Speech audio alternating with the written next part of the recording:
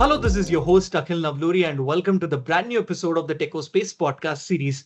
In this podcast episode, I'm having the super pleasure of welcoming one of the most reputed people who have served in the US Navy, and he has a beautiful reputation of being the successful nuclear submarine captain. And also, he has started his very own company, CoreX, which is known for business consulting and services. And he is the president and founder of it. And he's none other than Mr. John P. Carter. Ph.D. PE, and he's based out of Idaho Falls, Idaho, the United States of America. So, John, firstly, it gives me an absolute pleasure to welcome you to this, podcast initiative of mine. I really, to be honest, since days I'm, waiting for this thing to, start and, transpire into such a beautiful conversation that we're going to have. And John, welcome to my podcast initiative. Welcome on board. And John, there's one thing what we call, in our Hindi language in India, when we talk about an officer, since you're in the Navy, I'll call you Afsar. Afsar is called officer in Hindi. So that's how we greet. Yeah, wonderful. Akil, thank you for having me. Thank you for the kind introduction. I look forward to the podcast. Yeah, it'll be exciting. Amazing. So, John, how are the things at Idaho Falls at the moment? Like, at your end. Well, we're in the Rocky Mountains here, so we're at higher elevation. It's hitting to the end of October, and temperatures are cooling. We're definitely in fall. The trees Okay. are beautiful. Everything is yellow and orange and red. The leaves are starting to fall. Okay. And we had our first snow last week, so things are getting Fantastic. cool. That's a fantastic thing, John. I would love to visit Idaho Falls soon. So, John, without further ado, let's kick off with our podcast session. All right. So, Afsar Saab, where I, in Hindi, as we refer to as, as the officer, I'll say Afsar Saab. So, can you just give me a timeline of, your journey of, let's say, commanding, these nuclear submarines to now serving on boards and also, running your own business? Wow, that's a great question. It's a long journey. But let me start with where I am now, and then back up and tell you how I got here. So I'm currently the president and founder of a company called CoreX. That's short for Core Excellence, and we focus on leadership coaching. Um, I'm a retired nuclear submarine captain, as you've mentioned, and I have a Ph.D. in nuclear engineering. I'll describe how I got that through my journey, and I'm a professionally licensed engineer with business credentials from a top tier business school such as Harvard Business School and Mendoza School of Business at the University of Notre Dame. After leaving the Navy, I spent 8 years in the energy research and development sector, ran business on that side. And so my expertise really lies at the convergence of leadership, technology, and business. So what CoreX does now is I partner with engineer and scientist executives around the globe, including India, Okay. and their investors to provide certified executive coaching. We work with our partners to build strategies, provide fractional HR services, and we develop high-performing teams to empower the owners and the executives to take their ideas to the market. So we help executives navigate those transitions and growth and Okay. translate their brilliant ideas to team momentum and market value. So that's what I do in CoreX. So to your question, my journey. So my journey started many decades ago. Okay. I was an undergraduate at Carnegie Mellon University, which is in Pittsburgh, Pennsylvania. I was a physics and mathematics undergraduate and joined the nuclear submarine force shortly after graduation.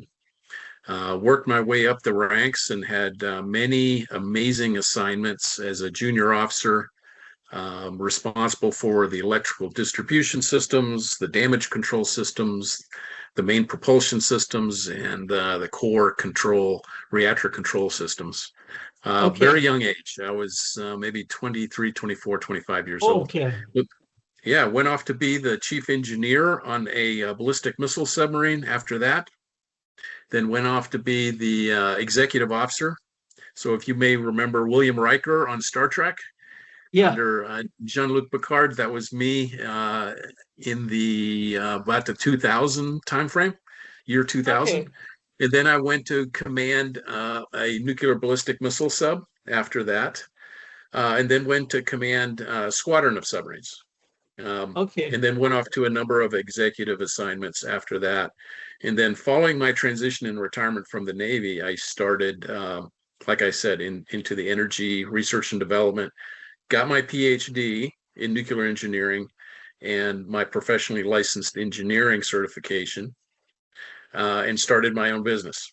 And so now, like I mentioned, I work with engineer business people that want to really develop high performing teams for their businesses. And it's an amazing journey because I get to work with not just nuclear engineering, but with space, aerospace, AI, Wow.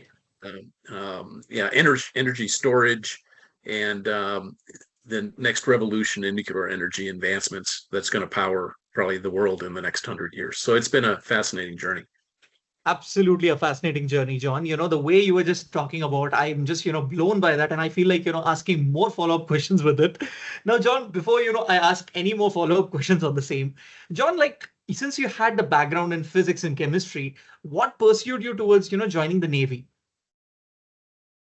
Wow, that's a you got really good questions, Akil.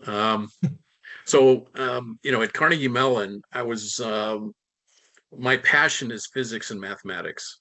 I've always had a very natural gift in both of those areas. In fact, I'm kind of a nerd because I study those in my spare time. Still today, many of All the right. books I have in my office are related to that subject matter. And so after my undergraduate degree, I realized that one, I wanted to make an impact.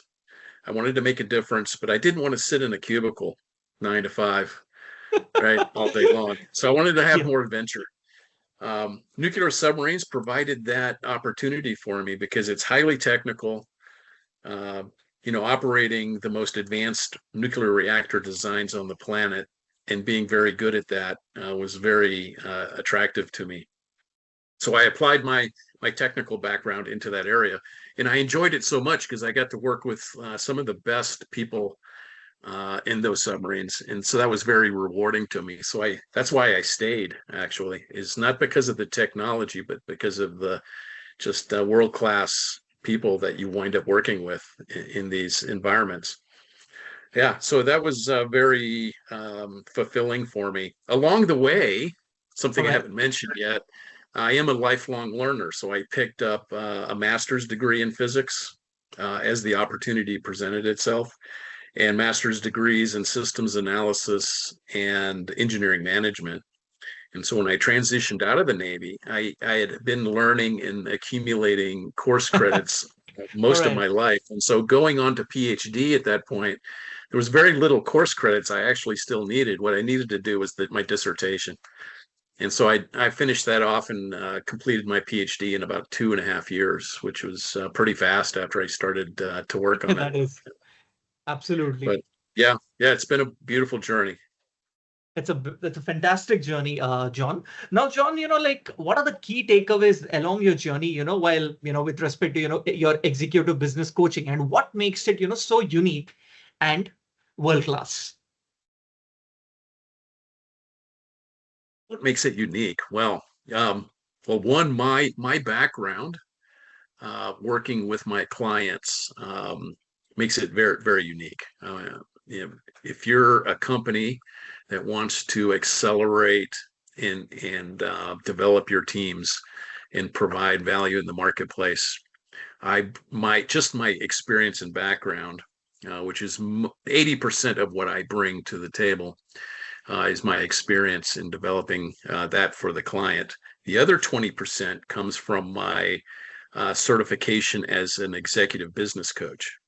So Okay. a lot of that material is well established and has been used for many decades with other clients and other coaches through the focal point certification process. So I use that material. I customize and tailor that material based on my personal expertise in these areas that the client needs. And that makes my offering in the marketplace in executive coaching and leadership development very, very unique. Like who else can work with someone that has done the things I've done and then Yeah. also accelerate and propel their value in the marketplace. And so it's for me, it's at my point in life, it's really about serving the business owners that I work with, the clients. It's very rewarding for me to pay forward and to contribute all of my experiences plus the materials I get from Focal Point Coaching to help the client. And we work on a number of different problems, right? We can do one-on-one coaching with the executive that brings us on board, or we can do team development for direct reports of that executive. We can work on their strategic development, strategic planning for their company. Where are they going to be in 5 years or 6 years, and what do they need to get there? Identify those gaps and create plans to close those gaps so that they're actually making an impact and growing their revenue. We have a strong reputation of growing revenue for companies. That's the bottom line of all of this, right? Is to a return on Absolutely. investment and improve their revenue. So, Yep. and we're really good at that. We have a good track record of showing, several 100% returns in revenue in many cases when clients work with us. So that makes us unique because we're client focused and we have a unique set of expertise skills to bring to bear to make an impact. Fantastic. Now, when we talk about your clients and, talk about the business owners, are you, targeting it by region wise, or do you think that, you're going like whenever I get the opportunity, I'm going to, strike gold with that? So are you asking about where the clients typically are located? Yeah. Are you, taking your approach like region wise, from North America, then, South America? Like how Yeah. is your approach like? Yeah, that's great. That's a great question because I'm a worldwide traveler, as you might guess, being in the Navy. And Yeah. even after I transitioned out of the Navy, I still travel worldwide. In fact, 3 weeks ago, we were in Ecuador. We've been to Nepal 2 years ago, through India. We've traveled extensively through Europe. We have clients in Europe. We have clients in India. Of course, as you might expect, most of our clients are in North America. Some are in Mexico. So we cater to international clients as well, depending on what their needs are. And so the beauty of today's technology allows that really the Yeah. location is less important as long as we have the trust and the relationship established that we can interact through the technology to make the difference for the client. Absolutely. This virtual world has, broken the barriers. Now, earlier it used to be a little bit stringent. And, I think back in 90s where, we had no technology of this sort, it was all about, dialing a number and then there's a middleman and that person, conveys that message, to that thing. But now I'm really blessed that, we're in this generation, in this particular time where everything is happening virtually and even we are meeting in person. So the best of both worlds, I could say. Yeah, yeah. Meeting face to face has its unique advantages in terms of relationship building, but I think in the post-COVID world, using technology to build and establish and nurture relationship has been a game changer. I think people are much more trusting and comfortable with the technology, and they understand the benefits that can bring. I've worked with several clients that now also hire, and they're exclusively remote workers that provide their expertise to the company they work for, and they're located thousands of miles away from where headquarters is at. So Exactly. technology has brought about a lot, and it has helped the leadership coaching business as well. 100%, John, 100%. So now, John, as I mean, earlier, as I was just, giving in my introduction pitch about your company, and you just gave me the elaboration about that. So, John, as a founder and president of your company, CoreX, also known as Core Excellence, like, I just wanted to understand, like, would you like to, give a walkthrough about your ideal clients and what are the services that you provide them? Yeah, the ideal client. I kind of alluded to it, mentioned it a little bit earlier. We love working with brilliant minds, right? These are the founders, the owners, the CEOs, the C-suite executives that have vision and brilliant ideas. Typically, not always, but typically in engineering or technology areas. And so that's centrally in their wheelhouse. They're highly technical executives, but they often need assistance in partnerships to grow their teams, to grow their company from, say, 5 employees to 10 to 20 to 50 to 100 employees. That is a great challenge for even if for technical executives, that can be a great challenge. And so how do you develop the teams that you're hiring to understand the core mission of the company? How do you develop that culture within the company that's healthy, that supports the values proposition of the company? And how do you develop the executive? It's kind of All right. like with their children. As the children grow, the parent also develops with that organization. And so the 100%. Yeah. executives, and the executives develop as well.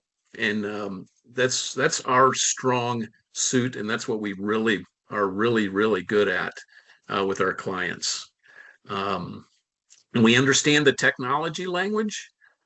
We're deeply technical, but that is a side benefit. We often Yes. have clients that want to bring us on as chief technology consultants or CTOs.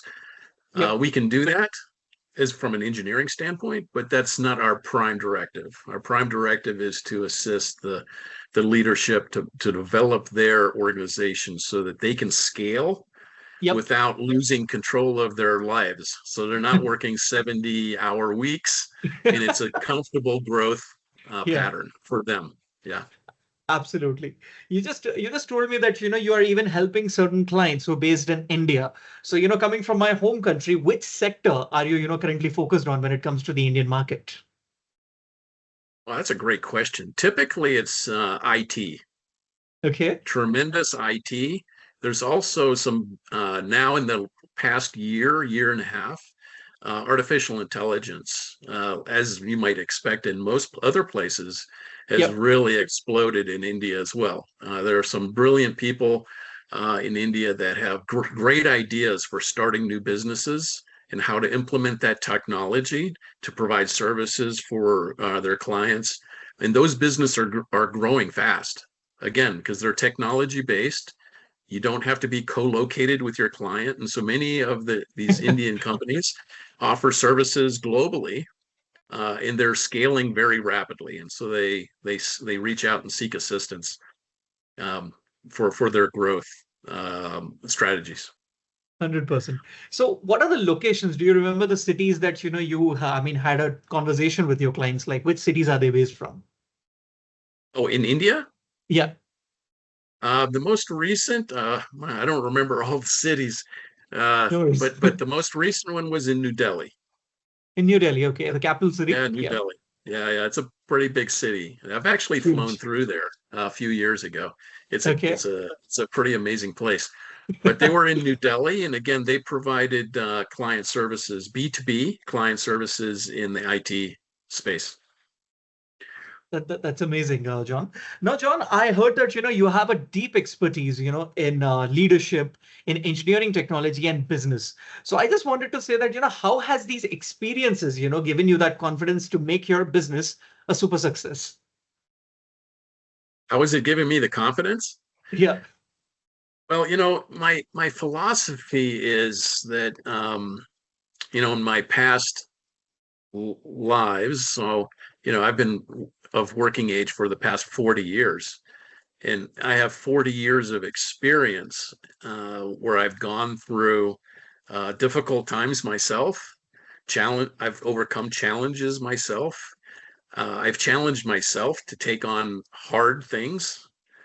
And when you do hard things in life and you overcome hard things, you're successful at overcoming hard things, and you're successful at it. That builds confidence, right? It is. Yeah. Um, so many that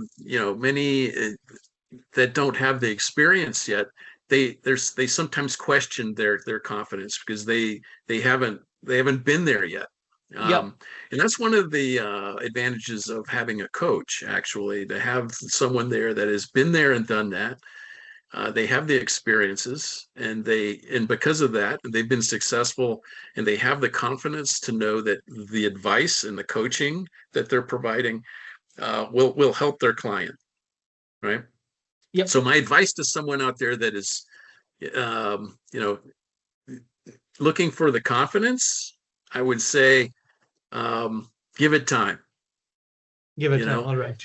yeah, give it time, and you have to do the hard things and learn from those hard things and be persistent. And it's really about discipline.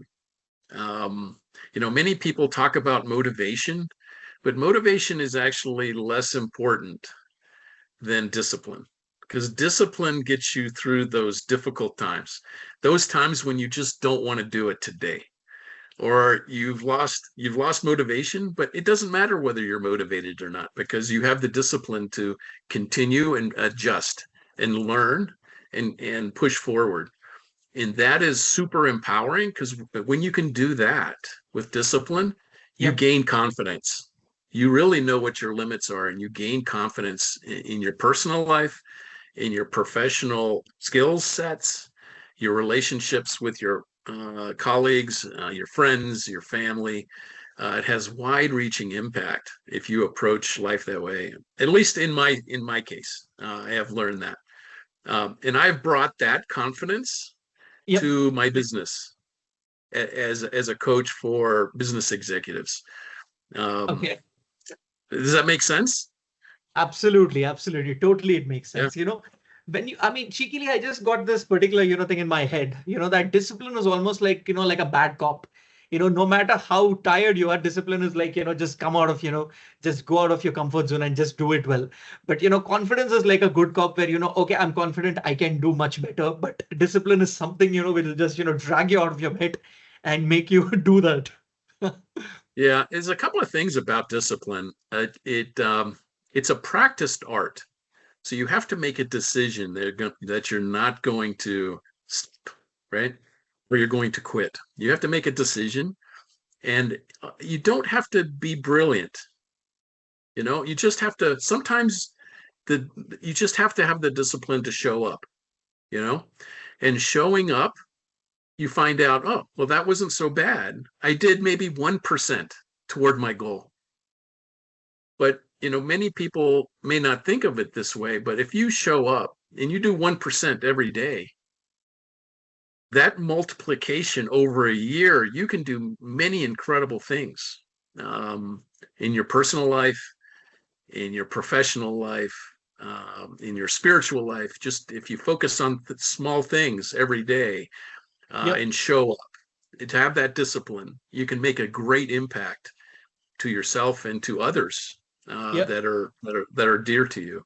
And that's the approach I've taken, and that's the approach I take with the coaching practice. Many clients, oftentimes, they're very, very busy people, as you can imagine, and they struggle with time management. And some of that time management becomes of lack of priorities. And what are the most important things I need to spend my time on? You can't spend time on everything. So sometimes you have to say no, right? You have to have the discipline to say no to some things, but then you have to have the discipline to always show up to or certain other very important things. And to understand those differences is super impactful. And Yep. we we again, a part of the coaching practice is to provide that insight, those questions, to get our clients to realize where their priorities are, where they're going, how do they want to get there, and then know when to say no, and then what success looks like in themselves and their teams. And they often benefit not just professionally from this mindset, but personally as well. It makes them better people, makes them better fathers and mothers, it makes them better contributors to their community. And the benefit is that it makes their businesses better as well. It Yes. works all around. So It is. It it's is. pretty good. Yeah. It makes me excited to work with clients like that. Yeah. A positive vibe always, gives a positive environment. That's what I feel. And that's my thought process on that. All right. So, John, I mean, during our earlier conversations, I got to know that, you're known to, summiting, mountains in your free time. So I just wanted to understand this, or let's say, can you give me a walkthrough about your best-selling book, Sherpa Travels, and what was the feeling like of, being awarded as the best-selling author? And now when we talk about your future plans, what is that next summit that you're going to, be part of, in the coming days? And what are your future plans of writing your next book? Oh my goodness. That's like 4 or 5 questions. So Compiled where do I together. start? Yeah, yeah. So I mentioned earlier that we've my wife and I do quite a bit of world traveling. We love to travel to around the world and meet different cultures, um, different worldviews, um, and so on. And so that has taken us many different places. And I don't have time to describe them all here, but you mentioned the book that I wrote. So one of the things my wife and I love to do is we love to hike in the Alpine and we love to mountain climb. Now, luckily, as you mentioned, I'm in Idaho Falls, so I'm very close to the Rocky Mountains, and so I spend a lot of time uh, in the snow and the rocks at high altitude. Um, we started our adventures in the mountains many years ago, climbing the volcanoes in the Pacific Northwest in the United States. Mount Rainier, Mount Baker, Mount Adams, Mount Hood, Mount St. Helens, which some may know from the volcano that exploded about 15, 20 years ago. And so we've climbed these, and it almost was, again, this very healthy, cleansing experience to be up high and view the world below from these altitudes. And so in our travels, we've gone to, since, the last 5 to 6 years, for example, we've summited Kilimanjaro in Tanzania. We've been to Nepal and hiked the Khumbu Valley and went to Everest Base Camp, which is the source of the book that we wrote. I mentioned most recently we went to Ecuador and we climbed 6 mountain volcanoes, Okay. stratovolcanoes, six. Yeah, Yeah. six and two, just over 2 weeks. We were there for just over 2 weeks. So every other day we were on a different mountain. Um, we may or may not write a book about that. I've thought about that. We'll see. Um, but what we did write a book about, and you mentioned it was a bestseller, is Sherpa Trails. And I'll show it to you here. This is what it looks like. This is on Wow. Amazon. Okay. Right? It's got the Nepali flag. It's got Hmm. Everest up here. And that's me and my wife standing at the base camp. And so what we did was we wrote about a number of things in this book. And this is why I think it's so popular, is it's about the journey. Many times people get obsessed with the destination. Like I have to get to the summit. Everything is about the summit. And I've taken, as I've thought about things and I've grown older, I've come to realize that it's more important about the journey, because along the journey is where you gain your experiences. And you asked the question earlier about confidence. Where do you grow your confidence? Yeah. Well, you grow your confidence along the journey by overcoming all these obstacles and climbing the mountain. Climbing the mountain is hard, and you talk about showing up and saying, no, I'm going to go that extra 100 meters, or I'm going to go that extra 1,000 meters up the mountain, or I'm just going to go to that next rock, and then to get there and then establish another goal. This is discipline, and this builds confidence that yes, I've done this, I can do this again, and I know what I'm capable of.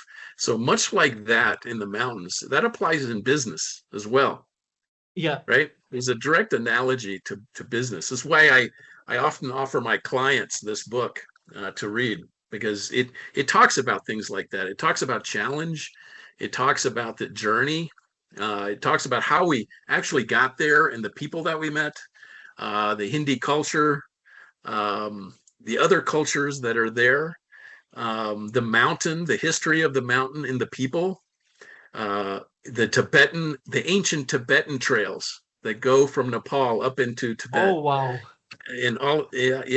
It's the stupas and the we in one of the tea villages when we were there, and I talk about it in Sherpa Trails. We met this little girl. She was maybe 7 or 8 years old, but she spoke very good English. Oh, And she worked in the family business at the tea house, and she would bring uh, crackers and snacks and sometimes various teas to the customers that were in the tea house. And she was amazed. My wife is tall and she has blonde hair. I think it was the first time this little girl had seen a tall blonde woman okay. before, and she was amazed, that there are people in the world that look differently. And so we explained to her where we were, and we she learned, like we learned, that although we're very different, we come from different backgrounds, there's a lot of things we have in common.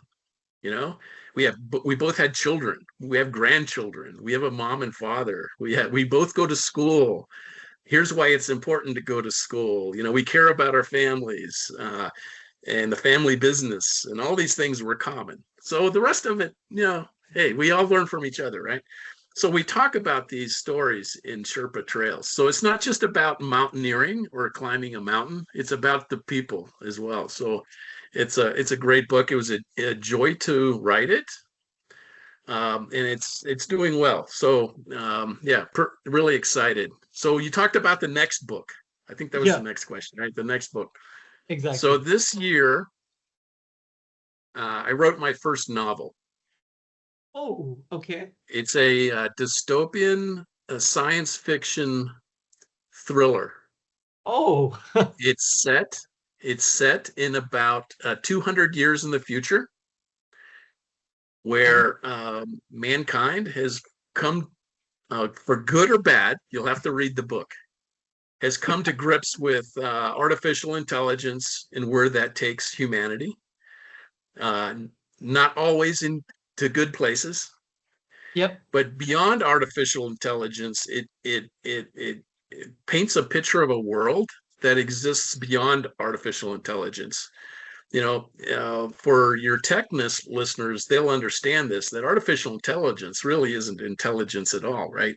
It's just a big data extrapolation machine. So it predicts based on probabilistic stochastic methods Based on the data. Yeah. what the next tokens will be, right? Yeah. Given the Yeah. large data set. And so there's really no thinking or intelligence going on. But the novel postulates that, what about a world where we've scaled quantum computing to the extent that it now integrates with big data, and it develops a sentient conscience. So it is intelligent, it does think, and it's capable of things that we as humans we can't even imagine, because we don't have the capability to think at those levels. So how do we use that type of technology? And the story is actually a love story about a married couple. One is a geneticist, and the other one does. He's an advanced engineer that does mining on the moon's surface. They're married. They work for the same company, but the company has bad motives in the use of this Oh, technology. And so the story is about them realizing, then they actually use her as an experiment to try to integrate the human brain oh my God. into this quantum computer. Okay. And it doesn't go well. So he spends most of the story trying to rescue her and rescue mankind from humankind from this dystopian control thing that's going on with the company. So Yeah. I won't give you the secret at the end, whether the experiment is successful or not, or what that means to humanity, because I already have ideas about the second, third, and fourth book in the series. It's going to be a series. Um, so I wrote that this past year. I started about a year ago. I wrote, again, I just showed up. Some days I didn't want to write at all. I was not in the mood. I didn't want to. I was at writer's block. But guess what? I showed up. I sat down at the desk. I turned all the noise off and I just focused, even if it was for 15 minutes, I focused on what do I want to think about next? Where should the characters go? Develop the characters a little bit. And some days, other days were different. Some days I would write for an hour, but I always showed up every day. 1% a day is 37.7. You make a large impact in 1 year if you Yeah. just do 1% a day. Yeah. So I finished the novel about a month ago, and I submitted it to 10 literary agents. So we'll see. I want to go the traditional publication route because, again, I have confidence that someone else will like the story. And I think it would make a great movie or film It will, for sure. or Paramount Plus series. I think it's going to be Yes, amazing. it will, for Um, sure. I have used AI to narrate the prologue. Okay. So the book has a prologue, which is actually a fast forward into the middle of the story. So it's very action packed in the prologue, and then it's chapter one works toward where that prologue storyline was. So it's a fast forward kind of into the story. I had AI narrate that, and I've put that out on the internet as a public consumption. So if your listeners are interested, I can Yeah, provide you with that link and they can listen to the prologue of the story before it gets published. 100%. So 100%. that's Yes. an example of my next writing. You ask about the next book. I think that's going to be it. And I have ideas for the second, third, and fourth book in the series already. So the wheels are still turning, you know? Absolutely. It is. It Yeah. is. So now, John, I mean, what gave you the idea of, writing your book, Sherpa Trails? And was it, inspired? Did you have any connection to the things that were, inspired in your Navy journey? Did you bring about any of those kind of things in your book? Yes, yes, yes, yes. Most of those are leadership related, right? So if again, we've talked about this a little bit. You know, in my journey as a nuclear submariner, again, you have to do the hard things. There's a lot of commitment. Many times there's sacrifice because you're not with your family sometimes, right? And you're solving difficult, challenging problems every day, every day, you know. And you have a strong team around you to help you solve these together. And so the lessons of the fact you don't have to solve problems yourself. You have family, you have friends, you have colleagues, you have people around you. Um, we have the technology now to network with anyone around the planet. You and I have come to know each other very well, and Yeah, we're separated by 3,000 miles.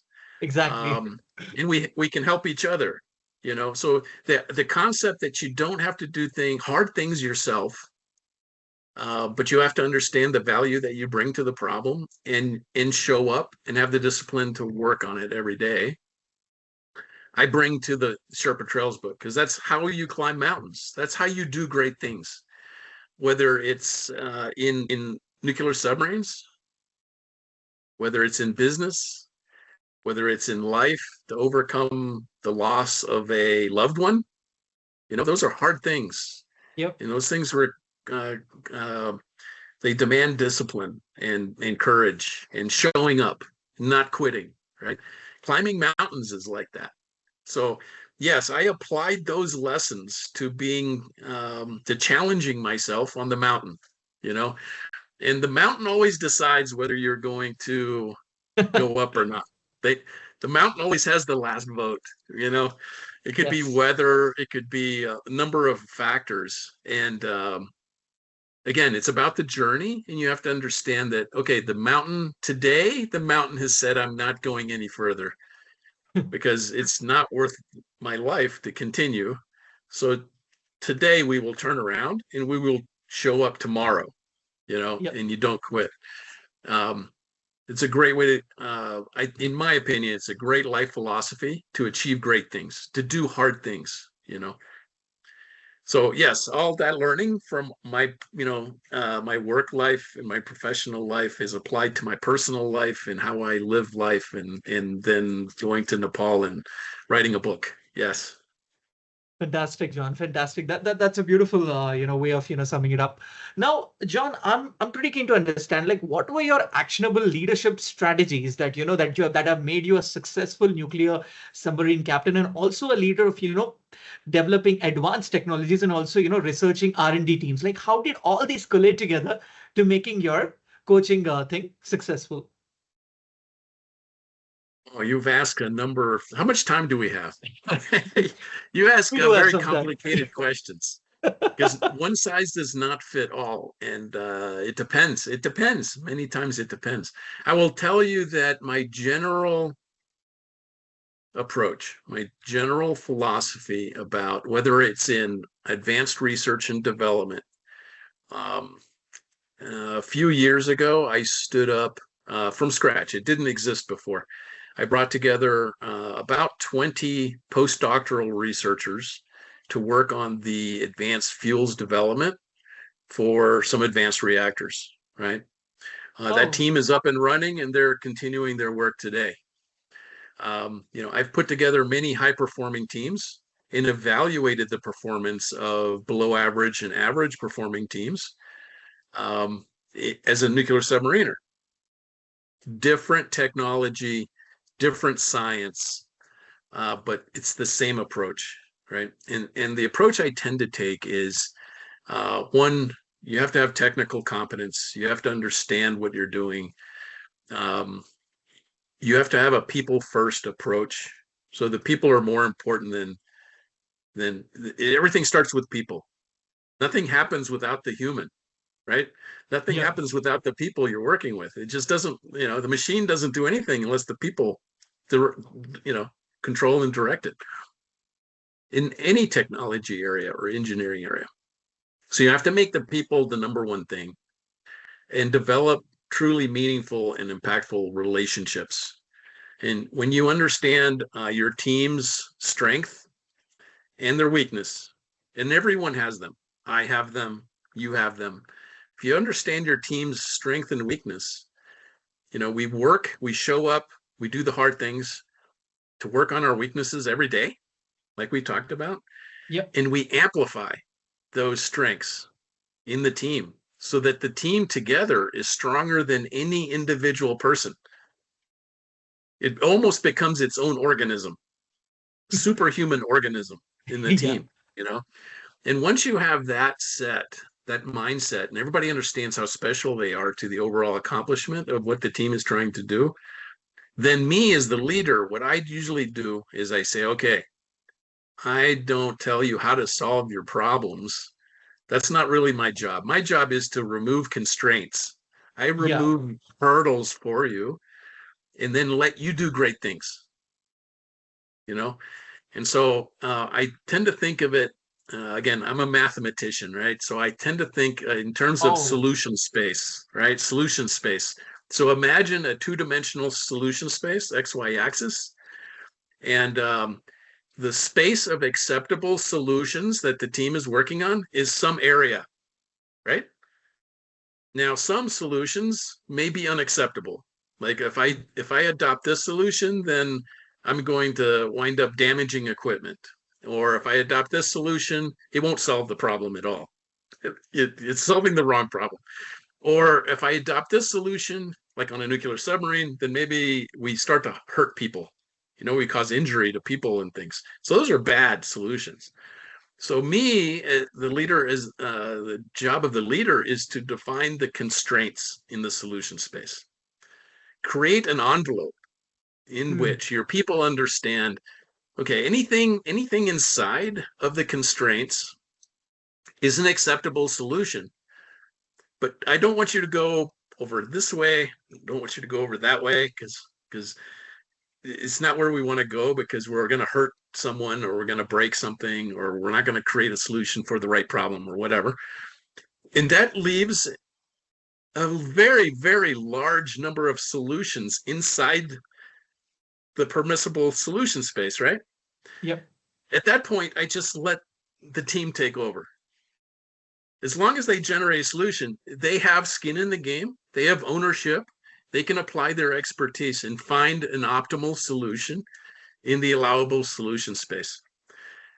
The only thing I've done is remove the obstacles, established a system where they're going to be successful. They understand my expectations to not break something or not hurt someone, or all these constraints, and they generate a beautiful solution. Oftentimes I have found better than I can do myself, because again, the team is stronger than one person, right? And it's beautiful. They own it, it's their baby, and they have ownership, which is actually a very powerful leadership tool. When the people that work for you have ownership in what they're doing, right? Who owns it? I do. It's mine. It's my Yes. baby, right? So that's the approach I generally take, whether it's in research and development, engineering, or other areas. I tend to be that way in my approach. Fantastic, John. So, John, in the starting, you were just, naming a plethora of technologies that you're part of. I mean, John, how are you able to balance all of them? Like, if you to understand the nitty-gritties of one particular technology and heading for the next, how do you keep a track of it? Do you, note it down on a piece of paper, or do you, just type it in your notepad? Like, what goes on with that? Oh boy, how do I manage the information? Um, Yeah. yeah, that's a great question. So I don't use a notepad for that, actually. Um, I tend to be very good at compartmentalizing different areas, right? So one of the things I do in every day, this is an example of my day, right? I get up and I have clients that I have to work with throughout the day. And so that's my client time. Yeah. Then I have a compartment where I need new clients. And so I'm developing new relationships and I'm getting to know new people. That's a different skill set now, right? Yeah. But it's a different compartment. And I have management tools for that. I have CRM and things like that, right? And I do take notes when I work with my clients. In fact, AI note takers is a recent technology that I've adopted to create very high fidelity, accurate summaries of my interactions with my clients, so we don't lose any. So I can focus on the client and I don't have to focus on keeping anything in my notebook. I think it's a great tool. And then I can use AI as a partner with my client, actually, as an agent, almost an AI agent, which I think is an emerging new thing that I'd love to talk to maybe one of your listeners about, developing a new business in that area. I think Yep. that's ripe for development. And then in the afternoon, I spend at least an hour and I run 3 miles. I run 3 miles every day. 3 miles. So Okay. 3 miles every day, right? Fantastic. How Yeah. many kilometers is that? You can just say, let's say, 9 kilometers, probably. Just a rough calculation, probably. I don't know if it's that far. I don't know if it's that far. Maybe five. 3 miles You can say is just under 5 to 7. 5 kilometers, maybe 4.7, 4.8. Yeah, but every day I do that every day. So what do? I just block things out. I go do that, right? And for me, and I think this is true for most people, when you do physical activity, it clears the mind, right? My brain is full of what the clients are doing. My brain is full of talking to new potential clients. And I go for a run, it resets, right? Yeah. It clears my thinking, because after I run, then I go write. I write. That's when I write I said I write every day. I'll sit Okay. down and write. Yeah, and I go work on that. Before I started writing books, I was working on my dissertation. So I would write my dissertation, however many for 1 hour, I'd sit down and write. And my day is normally over by, say, 8 o'clock in the evening. And then I'll go read. I love reading, and I'm always engaging. Again, I'm learning new things. So one of my favorite books now that I'm currently reading, and I'll share it with you. Maybe your readers are interested. Stephen Wolfram. Are you familiar with Stephen? I think I've heard his name somewhere. Yeah. Stephen Your Wolfram. listeners probably understand Wolfram because they use his tools online. You can do some amazing Yes, yes, mathematical yes. solutions using Wolfram code, right? 100%. So Yes. yeah, so he's written a book. It's called A Project to Find the Fundamental Theory of Physics. So that's my current reading. Yeah. So Oh, that's what I'll do before I go to sleep, and that helps settle my mind actually. So I go to sleep right away, and I always get about 8 hours of sleep. So then I get up at 6 o'clock the next morning, have my cup of coffee, and I start again. You know, and I change over the years depending on what my goals are. By the way, goal setting is very important in this type of approach. Every year, many people do New Year's resolutions, right? I yeah. hate New Year's resolutions. Like I hate them. But what I love the fact that I set goals for myself. I've already started to think about what am I doing next? What am I doing in the next year? Um, like going to Ecuador was a goal for us.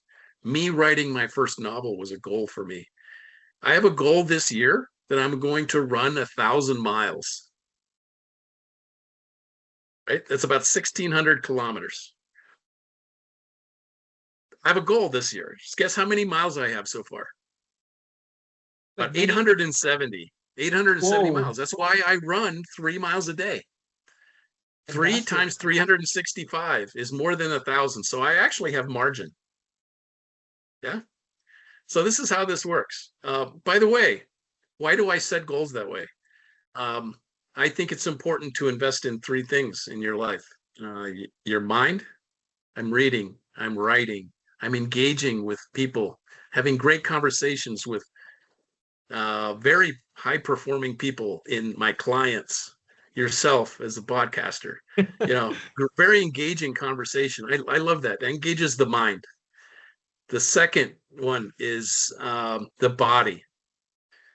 Take care of your body. It's the only one you're ever going to have, ever, ever going to have. Take care of it.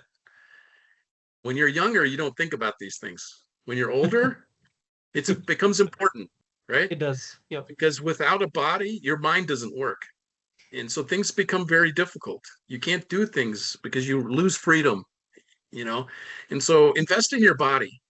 Some people swim, some people hike, some people walk, but do something, right? Just show up, do the 1%. Again, third, spiritually.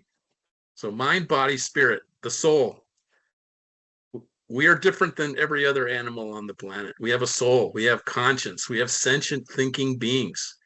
We are the only animal that just goes to the summit of a mountain because we decide to do that. No Yeah, other animal does that, right? We don't not at find all. monkeys on the top of mountains because they don't think that's important, right? Not at all. But what makes humans different that way, right? And so when I say soul or spiritual, I'm not talking religion necessarily. For some people, it is. For me, it's different. For me, it's about thinking about how special we are as individual human beings to be alive. So I can't think about this for a second. Um, you are a unique person. You're one of about 8 billion people on the planet, but there's no one like you, and you are you. You're like in this body, and you're thinking. And there's only one of you, probably in the universe. And more than likely, you're going to exist for a finite period of time. So, what are Yeah. you doing every day to take advantage of this beautiful thing that's been given to you to be you, right? I think about that a lot. And that's why I try to make a difference every day for other people, for business owners, for my family, for my friends, for myself. Invest in yourself, do the 1%, show up, have the discipline. Because once it's over, that's it. So what Yeah. are you going to do? What are you going to do? Is the question. And everybody's different. Like some people love violins, some people love the piano, they music, maybe some of they're dancers, maybe they're performing arts, maybe some are physicists and chemists and engineers, maybe some are lawyers. It's all good, right? But uh, to have, I think, the right mindset, the right foundational mindset in business, in your personal life, in your professional life, uh, of the world around you, I think is super important, which is why I wrote the book, which is why I've shared the other book with you. Um, and so I don't know. You've asked a complicated question. Hopefully, I've given you some insight as how I do these things every day and why I do Absolutely. them. Yeah. Absolutely, John. You just, given me that complete understanding on it. Now, John, I've even come to know that, you hold part-time roles in, multiple things. Firstly, starting with this one, as an advisory role, for a US National Laboratory. Then after that, you're a senior AI engineer for a, reputed Silicon Valley AI developer company. And then again, going into, being a board chair for a nonprofit. And to top it all, you're even an adjunct faculty at the state university. So would you mind, reflecting on your roles and responsibilities being part of all these ventures, and how did that contribute to your success of of your business altogether? Yeah. How does it contribute? Well, to be successful in business, business is about people. That's the bottom line. It's about people and developing meaningful, impactful, trusting relationships with people. That's business, right? And so as I've developed my business, I have gotten to know many amazing, incredible people, you know. And as I connect with people, they do some amazing, interesting things. And so if I have an interest and I have the time, then I try to, how can I help? That's the question I often ask. How can I help? So, so that's how I got involved with the nonprofit. I'm now chair of one of their boards, Yep. a chair on their board, and so I help out. It's not an everyday thing, I contribute maybe once or twice a month. Sometimes it's once a month, Okay. but it's valuable. It helps. It's helping my fellow humans. Yeah. And the same with teaching. I love teaching. I love telling the stories and so I'm an adjunct. After I got my PhD, um, the university asked, "So would you like to come back and teach periodically on different subjects?" I'm like, "Yeah, I would love that." Because who am I teaching? I'm teaching the younger kids. I call them kids. They're in their 20s, right? Yeah. I call them kids now. My kids are late 20s, early 30s, so I can call them kids.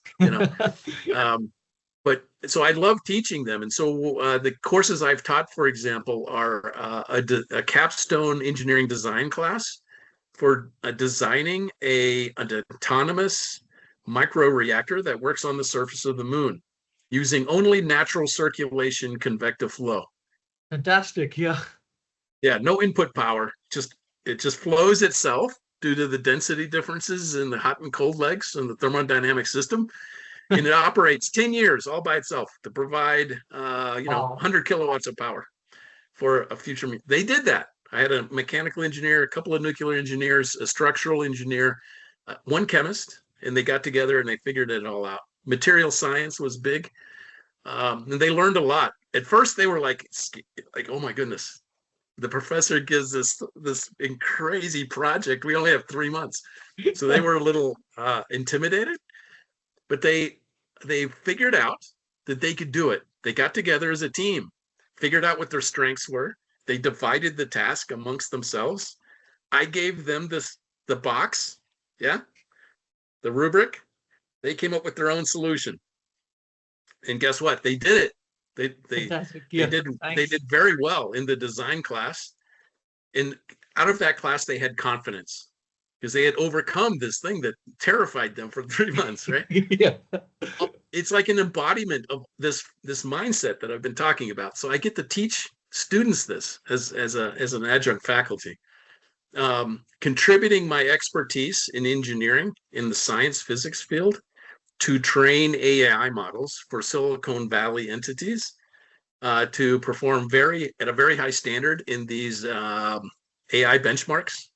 You know, can you make an AI smarter than a PhD in certain areas? Yes, absolutely you can if you train them So my task with that assignment, and again, it's only a few hours a month that I do this. So it's not all the time. It's not a full-time thing. Um, I will actually break the model. I actually ask it questions that it cannot answer. And so after it breaks, then you teach it why it broke, and then you teach it the right answer. How did you get to the right answer? And trust me, AI is very good.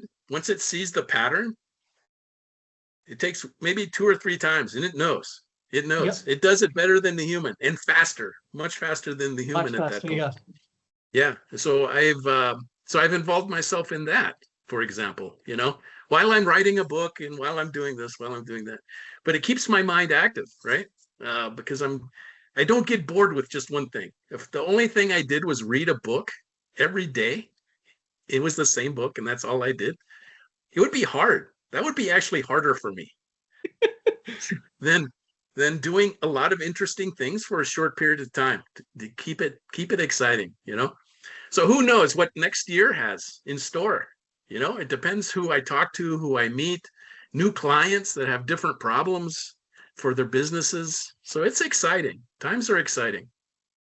Yeah, totally, totally, John. So, John, would you like to, talk about what is the university that, you're giving the adjunct faculty role there? For my adjunct faculty, yeah. Yep, So yep. it's the state university here in Idaho. It's the University of Idaho. They're located in Moscow, not Moscow, Russia, but there's a city in Idaho called Moscow. Moscow. It's in the Okay. western part of the state, and they have satellite campuses around the state. Okay. They were recently awarded the R1 Research Excellence Award, which is a national award given to the top research universities. They have a very strong nuclear engineering program because their remote campus here in Idaho Falls, where I am, is co-located with the Idaho National Laboratory, which is the premier nuclear engineering national laboratory for the United States. So the partnership between the national lab and the university is very strong where I am, Okay. and actually helped me.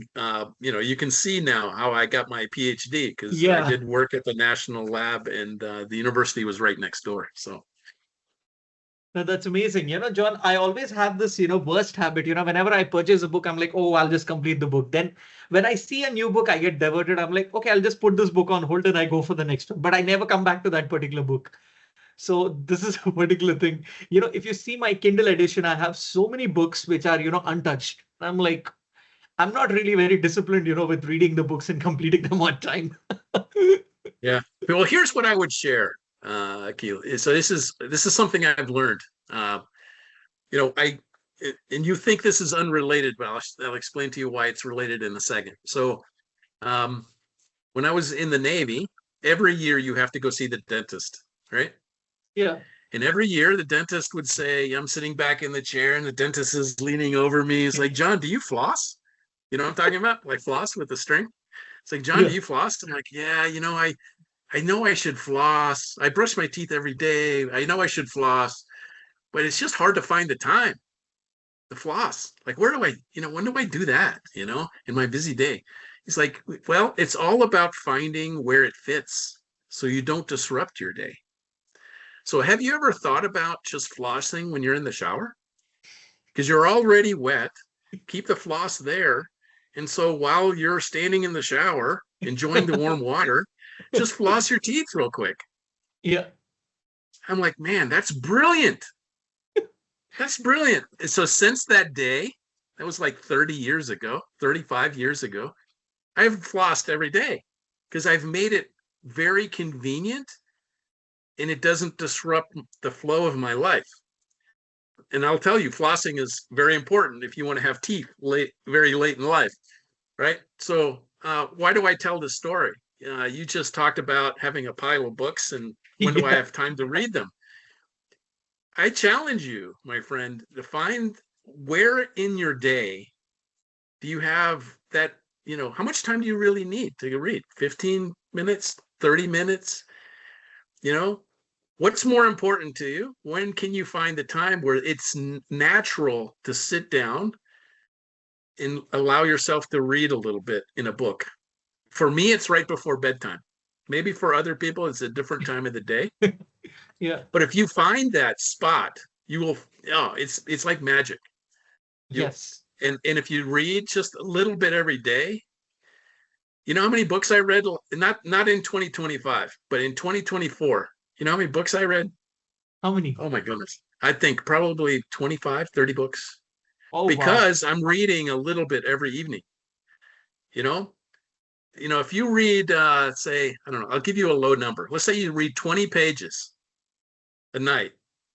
20 pages times 365 is how many pages? 20 times 365. It's, I think, 7,300 730. pages. Yeah, 7,300 pages. 7,300 pages. So how many pages is a book? Say 250? 250. Yeah, 250, 300. Yeah. So that's 30 books. Oh, If you read 20 pages a night, hey, that's 10 pages front and back, 10 pages. Put it down, do it again tomorrow. Have the discipline because you're now addicted to the story. Oh, what's going to happen tomorrow in the book? yeah, yeah, yeah. And Exactly. you will read 30 books. It is. You won't Yes. have it. You won't have a pile of books anymore. You'll have read them all. Yeah, Yeah. I'll be like, I have accomplished that. And, wow, this is like a huge achievement for me. Yeah, yeah, yeah. Exactly. Exactly. But it's the mindset, right? What's important? What do you want to do? Set small goals and have the discipline to do the 1%, you know. Yeah. And you can do great things. That's how people climb mountains. That's how they get Ph.D.s. That's how they become the best at something. They do the hard things with discipline, you know. Yeah. Indeed, indeed, John. So, John, before we actually, conclude our podcast session, let's take a lighter route. All this while, I was bombarding you with questions about, about your stint in the Navy, then, about about your coaching stint, and then about, your entire journey, then also about your company CoreX. Now, in this particular time, we are going to go into a rapid fire round talking about your likes and interests. I mean, we have covered, let's say, 40% about your likes and interests with respect to books, but we'll go to a different layer now talking about what are your favorite things that you would like to mention about other than books. So John, the first so I just would you like to start the rapid fire round, and I'll just shoot the first question right away to you. Oh boy. Yeah. I have no idea what you're going to ask, but let's try it.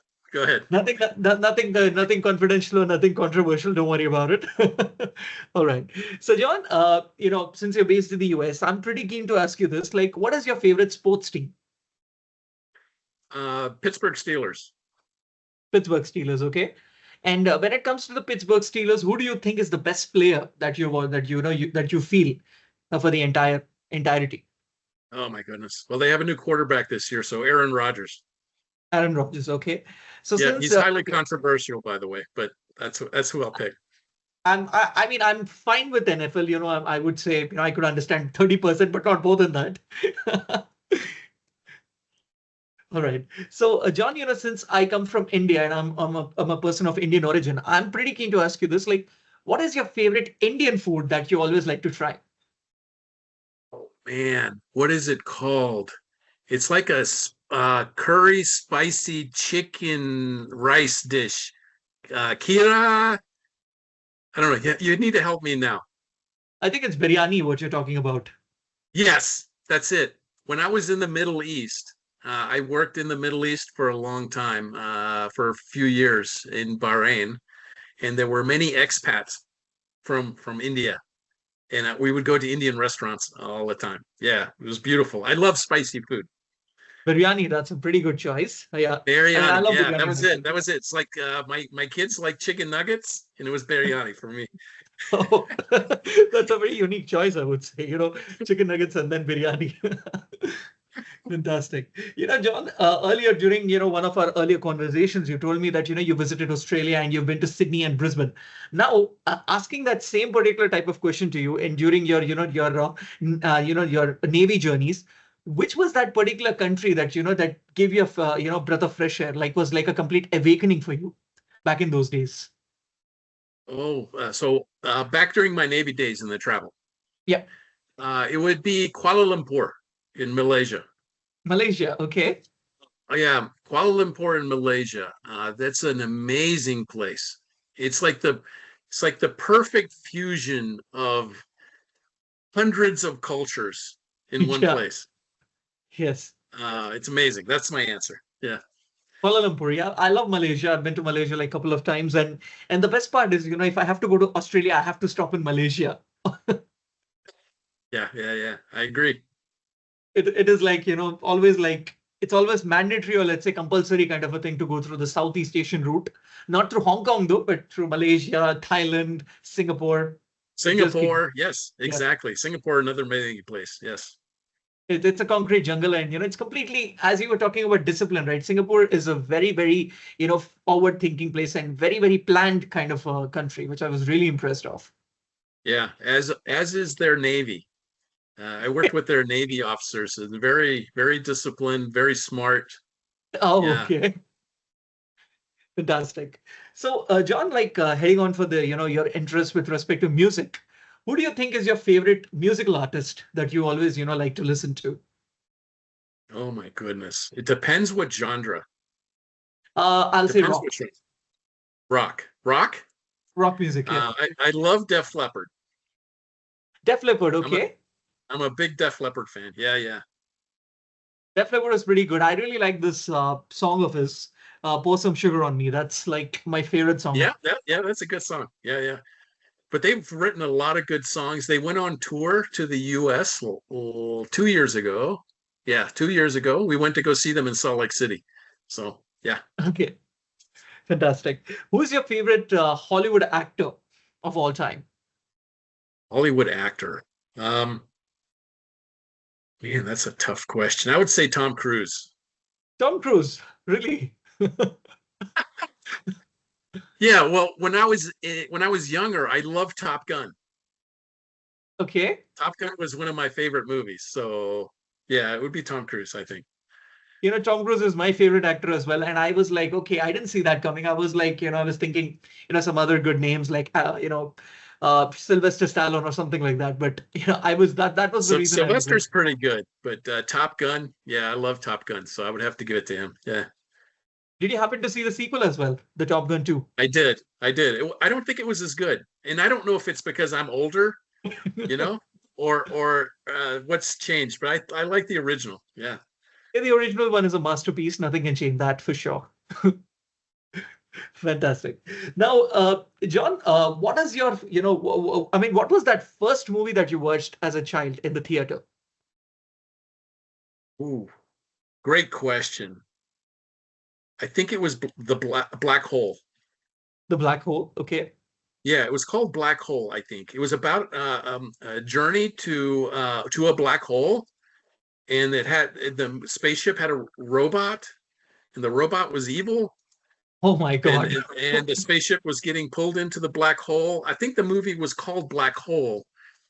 You'll have to do a Google search. I will. It wasn't very popular, and it had its moment when it came out. And this was, I think, late 70s, 78, 77. So it's an older movie, but that was the very first one I think we went to go see in the theater.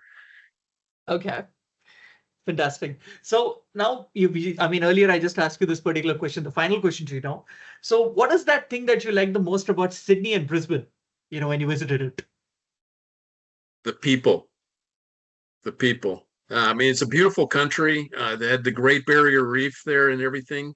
Love that part of the country, on the waterfront and everything. But the people were so kind and so friendly, and yeah, it was the people. Definitely the people. Yeah. Fantastic. I've just, moved to Sydney and I just love, the things about Sydney. It's such a beautiful place. I mean, Melbourne is fine. Melbourne has its own moments, but Sydney is something else. I agree. Yeah, I agree. Do you agree with me that people are great, right? Absolutely. They're very, very nice people, very kind. And, it's almost like I feel, Sydney is like a melting pot of cultures and the Aussie people are so good. Whenever I attend all these tech events, right, John, I see an Aussie person has a friend who's an Indian or has an acquaintance who's an Indian, or let's say a colleague who's Indian. So that bond and that friendship is so good to see, and it's lovely. Yeah. I agree.